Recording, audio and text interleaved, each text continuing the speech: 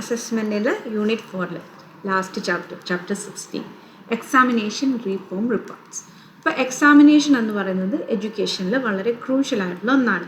ടീച്ചിങ്ങിൻ്റെയും ലേണിങ്ങിൻ്റെയും effectiveness ഒക്കെ നോക്കാൻ വേണ്ടി. ഇപ്പോൾ ഇന്ത്യൻ സിസ്റ്റത്തിൻ്റെ ഒരു പ്രത്യേകത എന്താണെന്ന് പറഞ്ഞാൽ ടീച്ചർ കൂടുതൽ ടൈം സ്പെൻഡ് ചെയ്യുന്നത് എന്തിനു വേണ്ടിയിട്ടാണ്? ഈ അസസ്മെൻറ്റ് ചെയ്യാൻ വേണ്ടിയിട്ടാണ്. Rather than എനാബിളിലാണ്. പഠിപ്പിക്കുന്നതിനേക്കാളും കൂടുതൽ മാർക്ക് അസസ് ചെയ്യുന്നതിനാണ് ടൈം വരുന്നത്.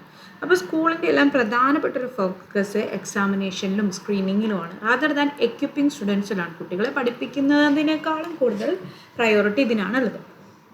അപ്പോൾ ഈ എൻറ്റയർ എഡ്യൂക്കേഷനും അതുപോലെ തന്നെ എക്സാമിനേഷൻ സിസ്റ്റത്തിനും ഒരു ചേഞ്ച് എന്ന് പറയുന്നത് വളരെ അത്യാവശ്യമാണ്. നമ്മൾ ഊന്നൽ അല്ലെങ്കിൽ എംഫസിസ് ഏതിനാണ് കൂടുതലായിട്ട് കൊടുക്കേണ്ടത് എന്ന് പറഞ്ഞാൽ എക്സ്റ്റേണൽ എക്സാമിനേക്കാളും കൂടുതൽ കണ്ടിന്യൂസ് ആൻഡ് കോംപ്രിഹെൻസീവ് ആയിട്ടുള്ള ഇൻറ്റേർണൽ അസസ്മെൻറ്റിനാണ്. അപ്പോൾ പല റെക്കമെൻഡേഷൻസും എക്സാമിനേഷൻ റീഫോംസുമായി ബന്ധപ്പെട്ട് നടന്നിട്ടുണ്ട്. അപ്പോൾ ആദ്യത്തേത് യൂണിവേഴ്സിറ്റി എഡ്യൂക്കേഷൻ കമ്മീഷൻ 1948 to 49. ഇത് ഹെഡ് ചെയ്തിട്ടുള്ളത് ഡോക്ടർ എസ് രാധാകൃഷ്ണനാണ്. അപ്പോൾ ഇത് ഹൈലൈറ്റ് ചെയ്തൊരു കാര്യം, ഏകദേശം 50 വർഷത്തോളം examinations had become one of the worst features of the Indian education ആണ്. ഇന്ത്യൻ എഡ്യൂക്കേഷൻ്റെ വേർസ്റ്റ് ഫീച്ചേഴ്സ് ആണെന്നാണ് പറയുന്നത്. അപ്പോൾ ഒരു സിസ്റ്റത്തിനെ ക്രിട്ടിസൈസ് ചെയ്തു for its domination over education and its harmful effects. ഇപ്പോൾ സക്സസീവ് കമ്മീഷൻ സിൻസ് 1912 വരെ ഈ ഇഷ്യൂസ് ഒക്കെ അനലൈസ് ചെയ്തു. പക്ഷെ വളരെ കുറച്ച് റീഫോംസ് മാത്രമാണ് ഇൻട്രൊഡ്യൂസ് ചെയ്തിട്ടുള്ളത്. Okay, but noted that although the problem is serious, no constructive reform had taken place. അതായത് ഈ എഡ്യൂക്കേഷൻ്റെ എക്സാമിനേഷന് കൂടുതൽ ഊന്നൽ കൊടുക്കുന്നുണ്ട്, പ്രശ്നങ്ങളുണ്ട് എന്നുള്ളത് നോട്ട് ചെയ്തെങ്കിൽ പോലും വളരെ കൺസ്ട്രക്റ്റീവ് ആയിട്ടുള്ളൊരു റിഫോം ഒന്നും ഒരിക്കലും ഇൻട്രൊഡ്യൂസ് ചെയ്തില്ല. ഇതിൻ്റെ കീ റെക്കമെൻഡേഷനാണ് ഒബ്ജക്റ്റീവ് ടെസ്റ്റുകൾ കൂടുതലായിട്ട് യൂസ് ചെയ്യാം. അടുത്തതാണ് സെക്കൻഡറി എഡ്യൂക്കേഷൻ കമ്മീഷൻ 1952 to 1953. ഇത് ഹെഡ് ചെയ്തത് ഡോക്ടർ ലക്ഷ്മണ സ്വാമി മുതലിയാറാണ്.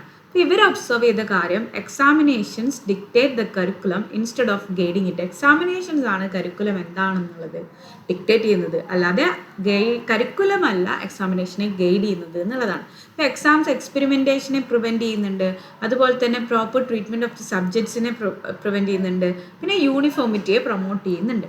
അപ്പോൾ ഇതൊരു ആവറേജ് ലേണിംഗ് മാത്രമാണ് കുട്ടികൾക്ക് സംഭവിക്കുന്നത്. അതുപോലെ തന്നെ ഡീപ്പർ അണ്ടർസ്റ്റാൻഡിങ് ഡിസ്കറേജ് ചെയ്യണം, അല്ലെങ്കിൽ അവർക്ക് അത് കിട്ടുന്നില്ല. അപ്പോൾ ടീച്ചർ ഫോക്കസ് ചെയ്യുന്നത് എന്തിനാണ്? കുട്ടികളെ എക്സാമിന് വേണ്ടി പ്രിപ്പയർ ചെയ്യുക. അപ്പോൾ അവിടെ ലേണിംഗ് എന്ന് പറയുന്നത് ലിമിറ്റഡ് ആണ്, നമുക്ക് ഒരിക്കലും പ്രോപ്പറായിട്ട് ടെസ്റ്റ് ചെയ്യാൻ പറ്റുന്നില്ല. ഇവരെ കീ കൺസേൺസ് എന്ന് പറഞ്ഞാൽ exams test only A narrow part of the students full educational development. ഒരു കുട്ടിയുടെ പൂർണ്ണമായിട്ടുള്ള എഡ്യൂക്കേഷൻ ഡെവലപ്മെൻറ്റിലെ വളരെ ചെറിയൊരു ഭാഗം മാത്രമാണ് എക്സാംസ് ടെസ്റ്റ് ചെയ്യുന്നത്. ഇവരുടെ റെക്കമെൻഡേഷൻസിൻ്റെ ഒരു സമ്മറി കൊടുത്തിട്ടുണ്ട്. മുതലിയാർ കമ്മീഷൻ്റെ ഈ സെക്കൻഡറി എഡ്യൂക്കേഷൻ കമ്മീഷനെ മുതലിയാർ കമ്മീഷൻ എന്നും വിളിക്കുന്നുണ്ട്. ബിക്കോസ് ഡോക്ടർ ലക്ഷ്മണ സ്വാമി മുതലിയാറാണ് അത് ഹെഡ് ചെയ്തിരുന്നത്. അതായത് എക്സ്റ്റേണൽ എക്സാമിനേഷൻസിൻ്റെ നമ്പർ റെഡ്യൂസ് ചെയ്യുക, ഒബ്ജക്റ്റീവ് ടൈപ്പ് ടെസ്റ്റുകൾ ഇൻക്ലൂഡ് ചെയ്യുക, കുട്ടികളുടെ പ്രോഗ്രസിൻ്റെ പ്രോപ്പർ റെക്കോർഡ്സ് മെയിൻറ്റെയിൻ ചെയ്യുക, അതുപോലെ തന്നെ സിംബോളിക് മാർക്കിംഗ് യൂസ് ചെയ്ത് rather than numerical 10, 12, 10 out of 10, 100 എന്നൊക്കെ പറയുന്നതിനേക്കാൾ സിംബോളിക് മാർക്കിംഗ് യൂസ് ചെയ്യുക. അതുപോലെ തന്നെ ഇൻറ്റേർണൽ എക്സാമിനേഷൻസ് വെയിറ്റേജ് കൊടുക്കുക, അതുപോലെ തന്നെ സ്കൂൾ റെക്കോർഡ്സിനൊക്കെ വെയിറ്റേജ് കൊടുക്കുക ഫോർ ഫൈനൽ അസസ്മെൻറ്റ്. പിന്നെ ഒരേ ഒരു പബ്ലിക് എക്സാം മാത്രമാണ് ആഫ്റ്റർ ദ സെക്കൻഡറി സ്കൂളിൻ്റെ കംപ്ലീഷന് ശേഷം ഒരു പബ്ലിക് എക്സാം മാത്രമേ നടത്താൻ പറ്റുള്ളൂ. സർട്ടിഫിക്കറ്റ്സ് എന്ന് പറയുന്നതിൽ പേഴ്സണാലിറ്റി ഇവാലുവേഷൻ, ഇപ്പോൾ നമുക്ക് കോണ്ടാക്ട് സർട്ടിഫിക്കറ്റ് എന്നൊക്കെ പറഞ്ഞു തരുമല്ലോ, കണ്ടക്ട് സർട്ടിഫിക്കറ്റ് എന്നൊക്കെ പറഞ്ഞിട്ട്. പിന്നെ ഒരു കമ്പാർട്ട്മെൻറ്റൽ സിസ്റ്റം പബ്ലിക് എക്സാമിൽ ഇൻക്ലൂഡ് ചെയ്യുക, ഇൻറ്റേർണൽ അസസ്മെൻറ്റിനെ എൻകറേജ് ചെയ്യുക ത്രൂ CCE. ഇതൊക്കെയാണ് മുതലിയാർ കമ്മീഷൻ്റെ റെക്കമെൻഡേഷൻ. അടുത്തത് Indian education commission 1964 to 1966, which is also known as Kothari commission. ഇത് എംഫസൈസ് ചെയ്തത് കണ്ടിന്യൂസ് എവാലുവേഷൻ എന്ന് പറയുന്നത് എഡ്യൂക്കേഷൻ്റെ ഒരു ഇൻറ്റഗ്രൽ പാർട്ടാണ്, എഡ്യൂക്കേഷണൽ ഒബ്ജക്റ്റീവ്സുമായിട്ട് ക്ലോസ്ലി ലിങ്ക്ഡ് ആണ്. അപ്പോൾ ഇവർ എയിം ചെയ്തത് എന്തിനാണെന്ന് പറഞ്ഞാൽ കുട്ടികളുടെ സ്റ്റുഡൻറ്റിൻ്റെ ഹാബിറ്റ്സ് ഇംപ്രൂവ് ചെയ്യുക, ടീച്ചർ മെത്തേഡ്സ് ഇംപ്രൂവ് ചെയ്യുക, അതുപോലെ തന്നെ വാലിഡ് ആയിട്ടുള്ള ടെക്നിക്സ് വേണം നമ്മൾ യൂസ് ചെയ്യാൻ എന്നും ഇവർ പറഞ്ഞത്. ടെക്നിക്സ് എന്തായിരിക്കണം? വാലിഡ് ആയിരിക്കണം, റിലയബിൾ ആയിരിക്കണം, ഒബ്ജക്റ്റീവ് ആയിരിക്കണം, പ്രാക്ടിക്കൽ ആയിരിക്കണം. ഇനി എന്തൊക്കെ റെക്കമെൻഡേഷൻസ് ആണ് ഇവിടെ കൊടുത്തത്? ലോവർ അല്ലെങ്കിൽ ഹയർ സെക്കൻഡറി കോഴ്സ് കഴിഞ്ഞതിന് ശേഷം സ്റ്റുഡൻസിന് ഒരു സർട്ടിഫിക്കറ്റ് കൊടുക്കുന്നുണ്ട്. അതിൽ ഇൻറ്റേർണൽ അസസ്മെൻറ്റ് അല്ലെങ്കിൽ ക്യുമുലേറ്റീവ് റെക്കോർഡ് നിന്നുമുള്ള ഇൻറ്റേർണൽ അസസ്മെൻ്റ് ആണ് കൊടുക്കേണ്ടത്. ഈ സർട്ടിഫിക്കറ്റ് അവരുടെ board issued certificate, SSLC plus 2 എന്താണെന്ന് പറഞ്ഞാൽ ആ സർട്ടിഫിക്കറ്റിൻ്റെ ഒപ്പം അറ്റാച്ച് ചെയ്യാം. ഇൻറ്റേർണൽ അസസ്മെൻറ്റിൽ എന്തൊക്കെ വേണം? അവരുടെ academic growth, personality traits, interest, attitudes which are not measurable by external exam. ഇനി ഈ സർട്ടിഫിക്കറ്റ് അവരുടെ ഫുൾ പെർഫോമൻസിനെ റിഫ്ലക്റ്റ് ചെയ്യണം. പക്ഷേ സ്റ്റേറ്റ് ചെയ്യരുത് അവർ പാസ്സായോ ഫെയിലായോ എന്നുള്ളത്. ഇനി കോത്താരി കമ്മീഷൻ്റെ മറ്റ് റെക്കമെൻഡേഷൻസിൽ ഒന്ന് റിട്ടൺ എക്സാംസ് കുറയ്ക്കുക എന്നുള്ളതാണ്. Observation, oral test, practical exams ആണ് കൂടുതലായിട്ട് എംഫസൈസ് ചെയ്യേണ്ടത്. ക്ലാസ് 1 മുതൽ 5 വരെ ഒരു അൺഗ്രേഡഡ് യൂണിറ്റ് ആയിട്ട് വേണം കൺസിഡർ ചെയ്യാൻ. ഈ പ്രൈമറി സ്റ്റേജിൻ്റെ അവസാനം എക്സ്റ്റേണൽ എക്സാം ഉണ്ടാവരുത്, ഓറൽ ടെസ്റ്റുകളും ഒബ്സർവേഷനുമാണ് വേണ്ടത്. ഇനി external exam not compulsory for all students of class 10 to 12. എല്ലാ കുട്ടികൾക്കും കമ്പൽസറി അല്ല. CBSE അങ്ങനെ നടത്തിയിരുന്നു. Setup a national board of school of education at the central level. Establish experimental schools with the right to conduct their own class 10 exam. അതായത് experimental സ്കൂൾസിനെ establish ചെയ്യുക. അവർ തന്നെയായിരിക്കും അവരുടെ 10ാം ക്ലാസ്സിലെ എക്സാമൊക്കെ സ്വന്തമായി നടത്തുന്നത്. അടുത്തത് ന്യൂ എഡ്യൂക്കേഷൻ പോളിസി 1986. ഇവിടെ അവർ റെക്കമെൻഡേഷൻസ് എന്തൊക്കെയാണെന്ന് പറഞ്ഞാൽ assessment of performance is integral to learning and teaching. ലേണിങ്ങിനും ടീച്ചിങ്ങിനും പെർഫോമൻസിനെ അസസ് ചെയ്യുന്നത് വളരെയധികം പ്രധാനപ്പെട്ടതാണ്. ഇപ്പോൾ എക്സാം എന്ന് പറയുന്നത് ഒരു കുട്ടിയുടെ ക്വാളിറ്റേറ്റീവ് ഇംപ്രൂവ്മെൻറ്റ് ഇൻ എഡ്യൂക്കേഷനെയാണ് സപ്പോർട്ട് ചെയ്യുന്നത്. പിന്നെ റീകാസ്റ്റ് ദി എക്സാം സിസ്റ്റത്തിന് മാറ്റങ്ങൾ വരുത്തണം. To ensure assessment is valid ആണ്, റിലയബിൾ ആണ്, സ്റ്റുഡൻറ്റ് ഡെവലപ്മെൻറ്റിനെ റിഫ്ലക്റ്റ് ചെയ്യുന്നുണ്ട്, ടീച്ചിങ്ങിൻ്റെയും ലേണിങ്ങിൻ്റെയും ഇംപ്രൂവ് ചെയ്യാനുള്ള ടൂൾസ് ഉണ്ട്. ഇതിൽ ഇൻക്ലൂഡ് ചെയ്യുന്നത് എലിമിനേറ്റിംഗ് ചാൻസ് ആൻഡ് സബ്ജക്റ്റിവിറ്റി, അതുപോലെ തന്നെ മെമ്മറൈസേഷനെ ഒഴിവാക്കുക അല്ലെങ്കിൽ ഡി എംഫസൈസ് ചെയ്യുക. പിന്നെ കണ്ടിന്യൂസ് ആൻഡ് കോംപ്രിഹെൻസീവ് വാലുവേഷൻ. ഇതിൽ സ്കോളസ്റ്റിക് ആൻഡ് നോൺ സ്കോളസ്റ്റിക് നമ്മൾ നേരെ കണ്ടു. സ്കോളസ്റ്റിക് ഏതാണ്, നോൺ സ്കോളസ്റ്റിക് ഏതാണ് കഴിഞ്ഞ വീഡിയോസിൽ പറഞ്ഞിരുന്നു. ആർട്ട്, ഫിസിക്കൽ എഡ്യൂക്കേഷനൊക്കെയാണ് നോൺ സ്കോളസ്റ്റിക്കിലേക്ക് വരുന്നത്. പിന്നെ ഇവാലുവേഷൻ എഫക്റ്റീവായിട്ട് ടീച്ചേഴ്സും സ്റ്റുഡൻസും പാരൻസും യൂസ് ചെയ്യണം. എക്സാമിൻ്റെ കണ്ടക്ട് ഇംപ്രൂവ് ചെയ്യണം, എക്സാമിൻ്റെ നടത്തിപ്പ് രീതി. അതുപോലെ തന്നെ instructional materials, methods, semester system വേണമെങ്കിൽ സെക്കൻഡറി സ്റ്റേജ് മുതൽ തന്നെ ഗ്രാജുവലായിട്ട് ഇൻട്രൊഡ്യൂസ് ചെയ്യാം. മാർക്സിനെ ഗ്രേഡ്സ് വെച്ച് റീപ്ലേസ് ചെയ്യണം. ഈ റിഫോമൊക്കെ എക്സ്റ്റേണൽ എക്സാമിനും ഇൻസ്റ്റിറ്റ്യൂഷണൽ ഇവാലുവേഷനും പാലിക്കാവുന്നതാണ്. പിന്നെ ഇവാലുവേഷൻ എന്ന് പറയുന്നത് ഇൻസ്റ്റിറ്റ്യൂഷണൽ ലെവലിൽ സ്ട്രീംലൈൻ ചെയ്യാം, എക്സ്റ്റേണൽ എക്സാംസ് റെഡ്യൂസ് ചെയ്യാം. ഒരു നാഷണൽ എക്സാമിനേഷൻ റിഫോം ഫ്രെയിംവർക്കൊക്കെ എങ്ങനെയാണ് ഈ എക്സാമിനിങ് ബോഡീസിനെ ഗൈഡ് ചെയ്യാം. ഫ്ലെക്സിബിലിറ്റി ടു ഇന്നോവേറ്റ്, പുതിയ പുതിയ പരീക്ഷണങ്ങൾ, അതുപോലെ തന്നെ അഡാപ്റ്റ് ബേസ്ഡ് ഓൺ സ്പെസിഫിക് സിറ്റുവേഷൻസിനെയൊക്കെ അലൗ ചെയ്യാം. അടുത്തൊരു കമ്മീഷനാണ് പ്രോഗ്രാം ഓഫ് ആക്ഷൻ 1986. ഇതിൻ്റെ ഒബ്ജക്റ്റീവ് എന്ന് പറഞ്ഞാൽ ഇൻ്റഗ്രേറ്റ് ചെയ്യുക അസസ്മെൻറ്റ് ഓഫ് പെർഫോമൻസിനെ വിത്ത് ടീച്ചിങ് ആൻഡ് ലേണിംഗ്. അതുപോലെ തന്നെ ഇവാലുവേഷനെ ഒരു tool for qualitative improvement in education ആയിട്ട് യൂസ് ചെയ്യാം. ഇനി ഷോർട്ട് ടേം മെത്തേഡ്സ് എന്ന് പറഞ്ഞാൽ സ്കൂൾ ലെവലിൽ എന്തൊക്കെ ആണ് അവർ ചെയ്തതെന്നുള്ളത് നോക്കാം. പബ്ലിക് എക്സാമിനേഷൻ 10 മുതൽ 12 വരെ ഉള്ളൂ. എക്സാമിനേഷൻസിനെ ഡീസെൻട്രലൈസ് ചെയ്യും. അതുപോലെ തന്നെ spot evaluation of answer scripts ഒക്കെ ഇൻട്രൊഡ്യൂസ് ചെയ്യും. ഇനി യൂണിവേഴ്സിറ്റി ലെവലാണെങ്കിൽ കണ്ടിന്യൂസ് ഇൻസ്റ്റിറ്റ്യൂഷണൽ ഇവാലുവേഷൻ ആയിരിക്കും. ലെറ്റർ ഗ്രേഡ്സ് ആണ് കൂടുതൽ യൂസ് ചെയ്യുക ബേസ്ഡ് ഓൺ CGPA. അതുപോലെ തന്നെ പെർഫോമൻസ് ഇമ്പ്രൂവ് ചെയ്യാനുള്ള പ്രൊവിഷൻ ഉണ്ട്. എക്സ്റ്റേണൽ എക്സാമിനേഷൻസ് കണ്ടിന്യൂ ചെയ്യും, ഇംപ്രൂവ്മെൻറ്റ് എക്സാമൊക്കെ. ഇനി എക്സാമിൻ്റെ കണ്ടക്ട് ചെയ്യുന്ന വിധത്തെക്കുറിച്ച് പറയുകയാണെങ്കിൽ ഇന്നോവേഷൻസും എക്സ്പെരിമെൻറ്റ്സും എക്സാം കണ്ടക്ഷനിൽ അനുവദിക്കും. പിന്നെ എന്തെങ്കിലും മാൽ പ്രാക്ടീസസ് ഉണ്ടെങ്കിൽ അതിനെ അഡ്രസ്സ് ചെയ്യാൻ വേണ്ടിയിട്ടുള്ള നിയമപരിരക്ഷകളൊക്കെ കൊടുക്കും. ലോങ് ടേം റീഫോംസ് സ്കൂളിലാണെങ്കിൽ board of education will set attainment levels. ചില അറ്റൈൻമെൻറ്റ് ലെവൽസ് അവരുടെ മെച്യൂരിറ്റി ഒക്കെ നോക്കാൻ വേണ്ടി class 5, class 8, class 10 and class 12. Board will define levels in terms of knowledge comprehension, communication, application, ability to learn. അതുപോലെ തന്നെ schemes of evaluation for both formal exams and continuous and comprehensive evaluation വേണ്ടിയിട്ട് develop ചെയ്യും. A consortium will be set up by the boards for developing evaluation procedures and conducting exam. ഒരു detailed designs ഒക്കെ provide ചെയ്യുന്നതായിരിക്കും for creating question papers. പിന്നെ CCE scholastic and non scholastic ആസ്പെക്ട്സിനെ include ചെയ്തുകൊണ്ട് തന്നെ introduce ചെയ്യും. സ്റ്റുഡൻസിൻ്റെ പെർഫോമൻസ് എല്ലാം ക്യുമുലേറ്റീവ് ഗ്രേഡിംഗ് സിസ്റ്റം വെച്ചിട്ടാണ് ഇവാലുവേറ്റ് ചെയ്യുന്നത്. യൂണിവേഴ്സിറ്റി ലെവലിലാണെങ്കിൽ alternative systems of evaluation introduce ചെയ്യും. റീഫോംസിനെ ഡീസെൻട്രലൈസ് ചെയ്യും. ഒരു agency for continuous research in evaluation procedures ഒക്കെ ഡെവലപ്പ് ചെയ്യും. ജനറൽ റെക്കമെൻഡേഷൻ എന്ന് പറയുന്നത് ക്രെഡിബിലിറ്റി ത്രൂ ഓപ്പൺനെസ് ഇൻ എക്സാമിലൂടെ എൻഹാൻസ് ചെയ്യുക. റിസൾട്ട്സ് എന്ന് പറയുന്നത് മാർക്സ് ഓർ ഗ്രേഡ്സ് ആയിട്ട് ഡിക്ലെയർ ചെയ്യാം ഫോർ ഈ subject സെപ്പറേറ്റീവ്ലി.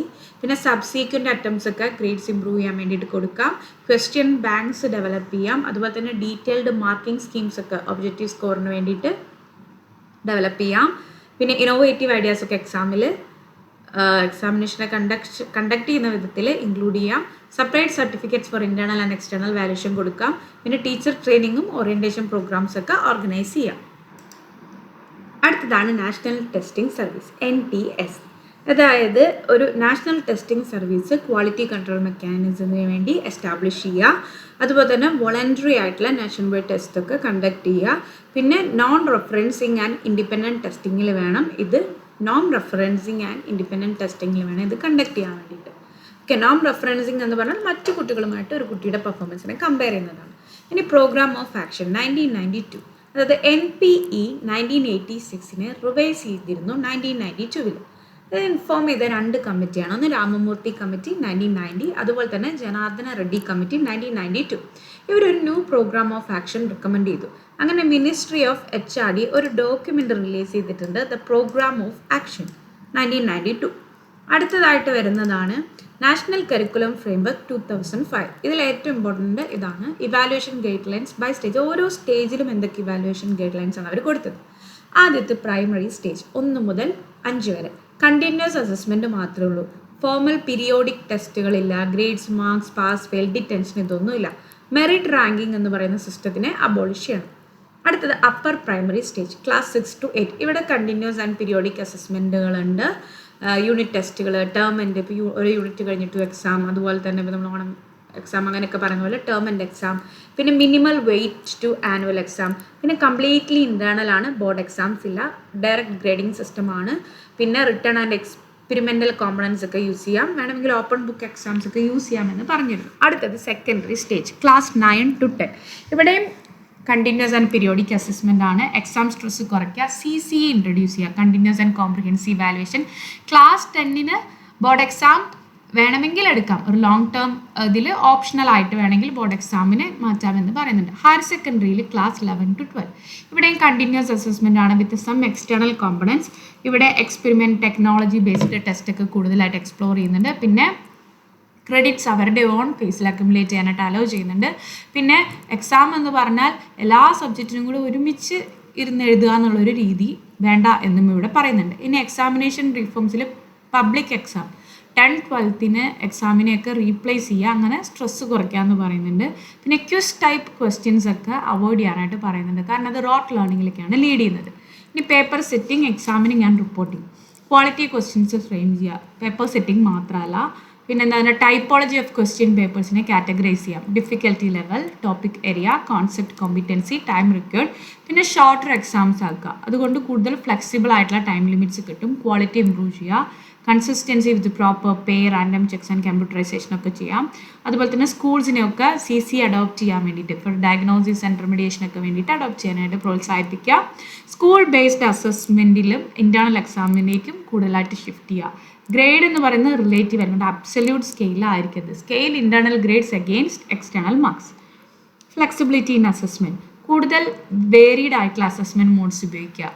Beyond paper pencil test, അതുപോലെ തന്നെ ഓറൽ ടെസ്റ്റിംഗ്, ഗ്രൂപ്പ് വർക്കിനെയൊക്കെ പ്രൊമോട്ട് ചെയ്യാം. Open book exam, no time limit exams, time ഒന്നുമില്ല, എപ്പോൾ വേണമെങ്കിലും തീർക്കാം. അതുപോലെ തന്നെ കണ്ടന്റ് ബേസ്ഡിൽ നിന്നും കുറച്ചുകൂടി കോമ്പിറ്റൻസി ബേസ്ഡ് അസസ്മെൻ്റ് ആക്കുക. അതുപോലെ തന്നെ റൂറൽ സ്റ്റുഡൻസിന് വേണമെങ്കിൽ മാത്സ് ഓർ ഇംഗ്ലീഷൊക്കെ സ്കിപ്പ് ചെയ്യാം ഇഫ് ദ പെർഫോമൻസ് ഈസ് പോർ. അതുപോലെ തന്നെ റിജിഡ് ആയിട്ടുള്ള ഇന്ത്യൻ എക്സാം സിസ്റ്റത്തിനെ കൂടുതൽ ഫ്ലെക്സിബിൾ ആക്കുക, ക്രിയേറ്റീവ് ആക്കുക, യൂസർ ഫ്രണ്ട്ലി ആൾട്ടർനേറ്റീവ്സ് ആക്കിയിട്ട് മാറ്റുക.